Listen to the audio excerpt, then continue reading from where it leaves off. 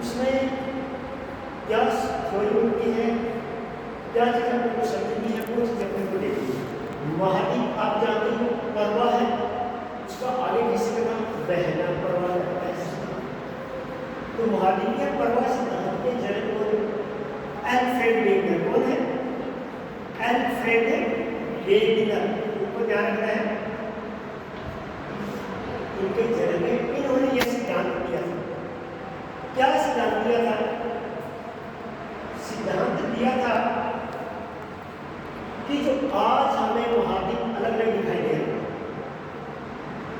हैं, अलग अलग महाद्वीप, जैसे बात करते हैं अपने उत्तरी अमेरिका, दक्षिणी अमेरिका, यूरोप, ऑस्ट्रेलिया, ये जो महाद्वीप बने हुए हैं ये खिसकने से बने हुए हैं। वैसे में पृथ्वी के खिसकने से बने, अर्थात इन्होंने सिद्धांत किस प्रकार से दिया है थोड़ी देर में बताया होगा कि एल्फ्रेड वेगनर एक जर्मनी के विद्वान थे। ध्यान रख रहे हैं, जर्मनी के भूगोलवेत्ता थे, जर्मनी के जलवायुवेत्ता और भूगोल शास्त्री भी ये कह रहे थे। इन्होंने अपना सिद्धांत दिया था और कहा था कि वर्तमान समय में जो महाद्वीप दिखाई दे रहे हैं ये एक दूसरे से दूर खिसकने के कारण अलग अलग हुए। अर्थात आज से हजारों साल पहले कार्बोनिफरस युग में, कौन सी युग में? कार्बोनिफरस युग में पृथ्वी एक थी, पृथ्वी एक ही थी। अर्थात आज जो अलग अलग हमें दिखाई देती है पृथ्वी इस प्रकार की नहीं थी, अर्थात पृथ्वी एक ही थी। अगर पृथ्वी एक थी तो फिर महासागर भी एक थे, क्योंकि महासागर भी आज अलग अलग है ना। तो पृथ्वी एक थी, उसके चारों ओर पानी था, तो महासागर भी एक थी और पृथ्वी भी एक थी। आज की तरह उनके अलग अलग नाम नहीं होते थे, अर्थात एक ही पृथ्वी थी और उसका नाम था पेंजिया। क्या कहते थे? पेंजिया कहते थे। पृथ्वी एक झुंड के रूप में थी, एक गोले के रूप में थी, इसे पेंजिया कहा जाता था। महासागर भी अलग अलग नहीं होते थे, महासागर भी एक ही था और उसका नाम था पेंथालासा। ये बात मैं नहीं कह रहा हूँ, ये वेगनर महोदय के अनुसार, वेगनर महोदय ने जो महासागर एक था उसका नाम क्या रखा था? पेंथालासा। इस पृथ्वी के चारों ओर जो पानी था, तो उस पानी का जो महासागर के रूप में था उसका नाम रख दिया था पेंथालासा। ये बात तो ठीक है, परंतु कार्बोनिफरस युग के बाद अगर देखें वर्तमान समय तक तो वेगनर महोदय कह रही है कि इस पेंजिया में विस्थापन हो रहा है, प्रवाह हो रहा है, ये खिसक रहे हैं आज भी। क्योंकि ग्रीनलैंड जैसे अगर दिन की बात करें तो आज अगर वर्तमान समय की अगर बात करें तो 10 सेंटीमीटर प्रति वर्ष की दर से ग्रीनलैंड को खिसक रहा है। ये माना जा सकता है कि महाद्वीप भी खिसक रहे हैं। तो वेगनर महोदय ने ये बात मानी कि महाद्वीपों में प्रवाह हुआ है और उसका स्पष्टीकरण देने के लिए दो प्रकार के तथ्य उन्होंने रखे थे।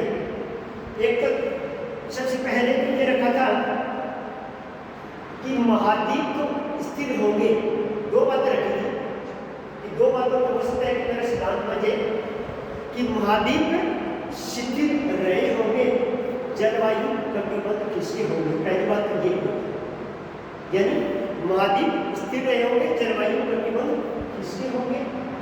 दूसरी बात ये कही थी कि जलवायु कटिबद्ध स्थिर रहे हैं और महाद्वीप किसके हैं। दो बातें आ गई।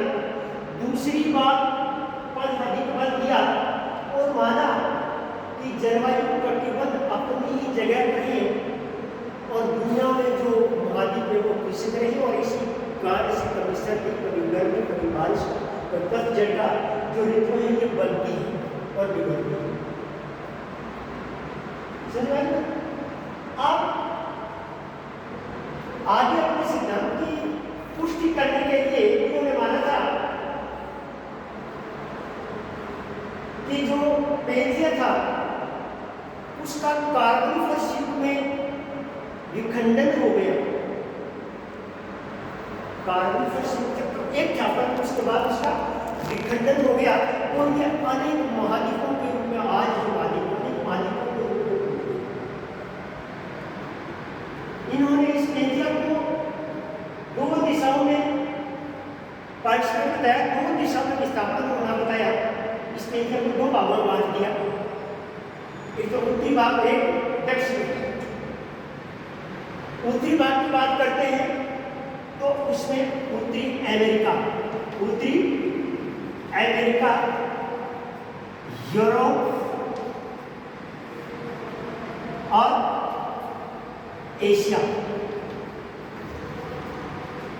उत्तरी अमेरिका, यूरोप और एशिया। अगर बात करते हैं कार्बन फ्रेंडशिप की, तो इसका जो नाम रख दिया था, ये नाम रखा था लारेशिया। इन तीनों का नाम क्या रखा था? लारेशिया कहा था। अर्थात क्या नाम दिया था? अंगारालैंड। लारेशिया या अंगारालैंड के नाम से इन्होंने जाना था। दूसरी ओर वर्तमान समय में अगर देख रहे हैं, ये तो उत्तर में थे, दक्षिण की अगर बात कर रहे हैं तो उसमें क्या था? दक्षिणी अमेरिका, अफ्रीका, ऑस्ट्रेलिया, भारत। अगर इनकी बात करते हैं तो ये दक्षिण में थे और इनका जो नाम दिया था वो था गोंडवाना लैंड। क्या नाम था? गोंडवाना लैंड। अर्थात आपको ये ध्यान रखना है कि पेरिया दो भागों में खंडित हुआ था। इनके उत्तरी भाग को कहा गया अंगारा लैंड या लारेशिया के नाम से संबोधित किया गया था। दक्षिणी जो पार्ट था पेरिया का, उसका नाम क्या था? गोंडवाना लैंड। गोंडवाना लैंड में दक्षिण अमेरिका, अफ्रीका, ऑस्ट्रेलिया, भारत जैसे जो क्षेत्र थे वो शामिल हुए इसके अंदर। अब देखिए, साथ ही साथ वेगनर ने यह बात नहीं की थी कि जो पेरिया में जो विस्थापन हुआ था, पेरिया जो टूटा था या पेरिया में जो प्रभाव हुआ था, तो वो दो दिशा में हुआ। कौन सी दिशा में? दो दिशा में हुआ था। एक दिशा थी उत्तर दिशा और दूसरी थी पश्चिम दिशा। दोनों दिशाओं पर ध्यान रखना है। नंबर 1 उत्तर की ओर, नंबर 2 पश्चिम। अब देखिए, उत्तर की ओर कह दो या फिर उसका एक दूसरा ये भी कह सकते हैं भूमध्य रेखा की ओर, भूमध्य रेखा की ओर। इसने कारण बताए थे दोनों कि भूमध्य रेखा की ओर क्यों किसके और पश्चिम की ओर क्यों किसके। नंबर 1 भूमध्य रेखा या उत्तर की ओर खिसकने का कारण था गुरुत्व बल। कि पृथ्वी के अंदर जो गुरुत्व बल पाया जाता है, पद्मशीलता बल पाया जाता है, उसके कारण महाद्वीप में भूमध्य रेखा की ओर आकर्षित हो रहे हैं या फिर उत्तर की ओर आकर्षित हो रहे हैं। जबकि वेगनर ने यह बात भी बताई थी कि पश्चिम की ओर इससे ये महाद्वीपों में प्रभाव हो रहा है कि सूर्य व चंद्रमा के आकर्षण बल के कारण ये जो महाद्वीप है ये पश्चिम की ओर गति कर रहा है। सूर्य व चंद्रमा के जवारी सूर्य व चंद्रमा के जवारी के दो पॉइंट और दुनिया के सामने ये दिखा दिया था कि वास्तव में इनमें स्थापन हो रहा है। और दुनिया भी मानने लगी थी, दुनिया के जो भूग्रह शास्त्री थे, जवारी नेता थे, उन्होंने कुछ माना, समझ गया था कि हाँ ये किसी को रहे, उत्तर की ओर किसी को रहे और पश्चिम की ओर किसी को रहे। हो सकता है कि वेगनर महोदय ने जो बात कही है वो सही है। फिर वेगनर महोदय ने अपने सिद्धांत को और मजबूत करने के लिए इन्होंने दुनिया के सामने कुछ तथ्य रखे, दुनिया के सामने कुछ पक्ष रखे। अपने सिद्धांत को मजबूत बनाने के लिए दुनिया के सामने अपने सिद्धांत के प्रति कुछ बातें कही कि ये मेरे सिद्धांत को मानने के लिए आपके सामने कुछ तथ्य रखता हूँ और ये क्या आप देखिए कि सही है। जैसे इन्होंने कहा था कि मैं अपने सिद्धांत में अगर पक्ष की बात करता हूँ तो पहला जो पक्ष मैं रख रहा हूँ उस पक्ष से ये साबित हो जाता है कि ये पार्ट जो आज अलग अलग दिखाई देते हैं, जो महाद्वीप आज अलग अलग दिखाई देते हैं, ये कभी एक थे, क्योंकि अपने कहाँ से लगे थे, अपनी यहीं से लगे थे कि पहले एक था और वो टूट गया था, अनेक भागों में विखंडन हो गया था उसका। फिर वेगलर ने कहा कि मैं अपने सिद्धांत के पक्ष में यह प्रमाण रख रहा हूँ और ये साबित करने की कोशिश कर रहा हूँ कि पहले पृथ्वी एक थी और आज अलग अलग है। पहला प्रमाण दिया था उन्होंने भौगोलिक प्रमाण। भौगोलिक प्रमाण अर्थात क्षेत्र का, दुनिया में जो जमीन है उसका प्रमाण दिया। और उन्होंने कहा था भौगोलिक प्रमाण में कि दुनिया में आज उत्तरी अमेरिका और दक्षिणी अमेरिका, यूरोप और अफ्रीका जो तटीय क्षेत्र है, जो अलग अलग महाद्वीप है, मैप में हमें अलग अलग दिखाई देते हैं, परंतु इन दोनों को जब आपस में जोड़ा जाए, भौगोलिक प्रमाण की मैं बात कर रहा हूँ कि उत्तरी अमेरिका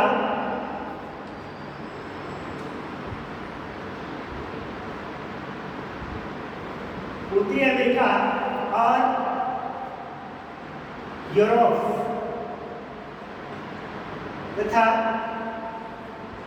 दक्षिणी अमेरिका और अफ्रीका, दक्षिणी अमेरिका और अफ्रीका को आपस में जोड़ा जाए तो ये एकदम फिट करते हैं। उन्होंने प्रमाण कहा था कि आज ये महाद्वीप अलग अलग दिखाई देते हैं, उत्तरी अमेरिका, दक्षिणी अमेरिका और यहाँ पर यूरोप और अफ्रीका, ये चार महाद्वीप इनको आपस में जोड़े तो ये एकदम फिट बैठ जाते हैं। अर्थात वेगलर ने उनका नाम दिया था जिग्सा फिट, कि ये दोनों तट आपस में एकदम फिट बैठ जाते हैं। इन्हें वेगलर ने क्या नाम दिया था, जिग्सा फिट, कि उत्तरी अमेरिका को यूरोप से और दक्षिणी अमेरिका को अफ्रीका से एकदम जब जोड़ा जाए, दोनों एकदम से सट जाते हैं, फिट बैठ जाते हैं। तो वेगलर ने जिग्सा फिट के नाम से कहा था और कहा था कि ये आपस में जुड़ जाते हैं। यह बात साबित होती है कि कभी पृथ्वी एक थी और बाद में ये अलग हुई है। इन्होंने कहा था ये इसी प्रकार से अलग हुई है जैसे एक केला और उसके छिलके को अलग कर लेते हैं और वापस उसी जगह पर लाते हैं तो उसके ऊपर एकदम फिट बैठता है। उसी प्रकार से ये पार कहते हैं आज तो अलग अलग परंतु कभी आपस में जुड़ी होती है। ये भी एक भौगोलिक प्रमाण।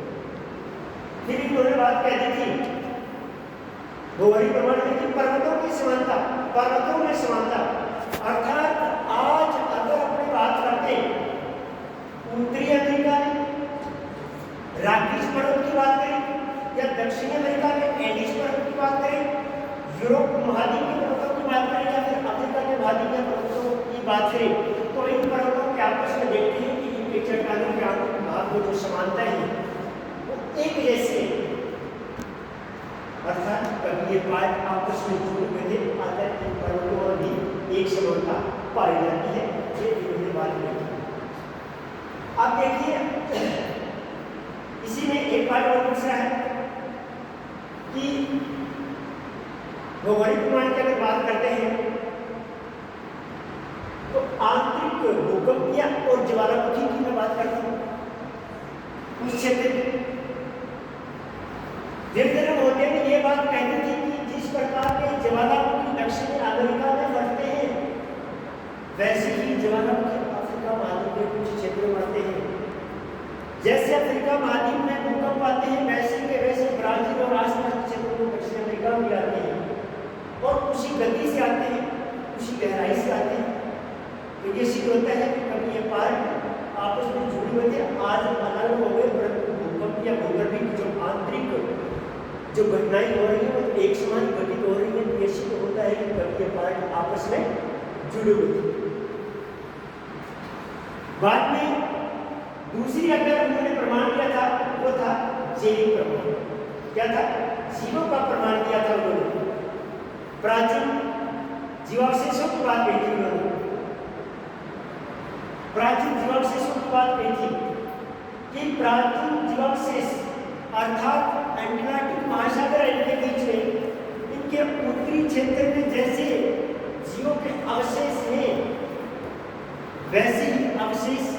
बाकी लोग आसपास के क्षेत्रों में भी पाए जाते हैं।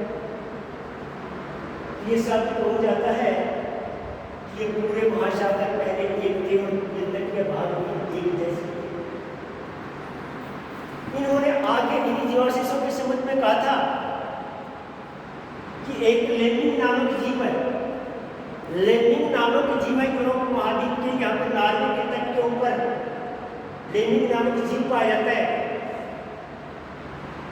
वो जीव कुछ वर्षों के बाद, कुछ समय के बाद एक झुंड के रूप में इकट्ठे हो जाते हैं, एक झुंड के रूप में इकट्ठे हो जाते हैं और ब्राजील तट की ओर आपस में गमन करना प्रारंभ कर देते हैं। छोटे छोटे जीव लेनिन ये ब्राजील तट की ओर गमन करना प्रारंभ कर देते हैं। तो वेगनर महोदय ने कहा था कि ये जीव इसीलिए गमन करते हैं कि ये पार्ट कभी एक थे, परंतु जब इनका विखंडन हुआ तो कुछ पार्ट चला गया यूरोप की ओर, कुछ पार्ट रह गए दक्षिण अमेरिका, उत्तरी अमेरिका की ओर। हो सकता है कि इन जीवों के पूर्वज कुछ यूरोप में रह गए और कुछ दक्षिणी अमेरिका में रह गए। तो इनका गमन करने के पीछे कारण यही हो सकता है कि ये जीव अपने पूर्वजों से मिलने के लिए अटलांटिक महासागर में तेल करके और ब्राजील और आते हैं। अटलांटिक महासागर लंबा चौड़ा क्षेत्र होने के कारण काफी अधिक संख्या में जीव अटलांटिक महासागर में ही मर जाते हैं, थक करके और तेल नहीं। ये सब हो रहा है यहाँ पर कि कभी ये पार्ट आपस में जुड़े हुए थे, कुछ जीवों के अवशेष या कुछ जीव यहाँ रह गए थे और कुछ यूरोप महाद्वीप के नॉर्वे तट के ऊपर रह गए थे। तो ये साबित करता है कि ये पार्ट कभी आपस में जुड़े हुए थे। आगे उन्होंने वेगनर महोदय ने ये बात भी की थी कि खनिजों के संबंध में भी प्रमाण है, खनिजों के संबंध में भी प्रमाण है। अर्थात अफ्रीका महाद्वीप में सोने की खान है और जितनी क्वालिटी का, उच्च क्वालिटी का सोना दक्षिणी अफ्रीका में पाया जाता है, वैसा ही सोना ब्राजील में पाया जाता है, वैसा ही सोना ऑस्ट्रेलिया में भी पाया जाता है और वैसे ही सोने के भंडार कुछ भारत में भी है। अर्थात ये सिद्ध होता है यहाँ पर ये पार्ट कभी आपस में जुड़े हुए थे और जुड़े होने के कारण ही सभी खनिजों में एक समानता है वो पाई जाती है। अर्थात ये सिद्ध करता है कि पेंजिया से विखंडन होकर के और धीरे धीरे अनेक भागों में टूट गया होगा। तो ये खनिज संबंधित आगे एक एटलास में उन्होंने बात की थी कि ग्रासोपेट्रिक नाम की जो वनस्पति है और ऑस्ट्रेलिया में जो कंगारू जीव है और ऑस्ट्रेलिया में ग्रासोपेट्रिक नाम की वनस्पति है सफेदे जैसी होती है, वो वनस्पति वैसी ही है कि जैसी भारत के पूर्वी भारत की बात करता हूँ, अरुणाचल प्रदेश, त्रिपुरा, नागालैंड की बात करता हूँ, या तो वैसी वनस्पति है जैसे ब्राजील में पाई जाती है, वैसी ही वनस्पति जैसे कनाडा के कुछ क्षेत्रों में पाई जाती है। कंगारू जीव वैसे ही है जैसे दक्षिणी अफ्रीका में कुछ जंगली जानवर कंगारू जैसे हैं और कुछ जीव अर्जेंटीना और ब्राजील में कंगारू जैसे पाए जाते हैं। कुछ प्रजातियां अलग अलग हो सकती हैं। तो ये एक जैसे जीव ये सिद्ध करते हैं कि कभी यह पृथ्वी का एक ही पार्ट था और अलग अलग होने से कुछ जीव ऑस्ट्रेलिया चले गए, कुछ अफ्रीका में रह गए और कुछ भारत में रह गए होंगे। परंतु लास्ट बात ये होती है कि ये पार्ट कभी आपस में जुड़े हुए थे। ये थी वेगनर महोदय के सिद्धांत के पक्ष में प्रमाण। परंतु एक ही सिक्के के बिना दो पहलू होते हैं। किसी सिद्धांत को सिद्ध करने के लिए तो अपनी बात उन्होंने कह दी, परंतु कुछ विद्वान थे उन्होंने बाद में इसको मना कर दिया था और उन्होंने कहा था कि ये वेगनर महोदय ये सिद्धांत है, ये हो सकता है कि वेगनर महोदय अपने पक्ष को तो मजबूत कर रहे हैं परंतु दुनिया के सामने कुछ तथ्य छिपा देते हैं। इन्होंने कहा था कि वेगनर महोदय के सिद्धांत की कुछ विद्वानों ने आलोचना कर दी और आलोचना में क्या कहा गया था कि वेगनर महोदय ने जो बात कही थी, क्या बात कही थी, शिक्षा की वाली। वेगनर महोदय ने जो कहा था कि ये पार्ट आपस में जोड़े जा सकते हैं, निश्चित कर देते हैं कि कभी ये पार्ट आपस में जुड़े हुए थे, परंतु आलोचक ये बात कह रहे हैं ये पार्ट है तो आपस में जुड़ते नहीं है बल्कि उनके बीच में 15 डिग्री का अंतर आ जाता है, वेगनर महोदय जुड़े होते हैं।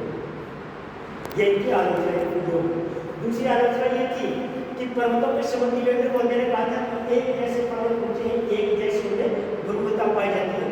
पर आलोचकों का कहना यह है कि रॉकीज और एंडीज पर्वत वैसे नहीं है। दुनिया के इतने ऊंचे और इतने लंबे चौड़े पर्वत है, उनके समान तो दूसरा पर्वत है ही नहीं। यूरोप और अफ्रीका महाद्वीप के जो पर्वतीय क्षेत्र है वो लाल इतने ऊंचे हैं और लाल जैसे ऊंचे चट्टानों में संरचना पाई जाती है। ये सिद्ध नहीं होता है कि ये पानी कभी आपस में जुड़ी हुई थी। लास्ट में उन्होंने एक बात और भी कही आलोचकों ने कि जो वेगनर बंदे कहते हैं कि नार्वे के तट के ऊपर जो डेनिंग नामक जो जीव पाए जाते हैं वो अपने पूर्वजों से मिलने के लिए ब्राजील की ओर जाते हैं तो वो समुद्र में डूब करके मर जाते हैं। आलोचक ये बात कह रहे हैं कि ये बात जरूरी नहीं है कि वो अपने पूर्वजों से मिलने के लिए जाते होंगे। हो सकता है कि वो जीव कुछ समय के बाद भी समुद्र में नहाने के लिए जाते हो, विचरण करने के लिए जाते हो और समुद्र में डूब करके मर जाते होंगे। किसने देखा है कि ये ब्राजील के तट के ऊपर जाते हैं? ये भी उन्होंने आलोचना कह दी।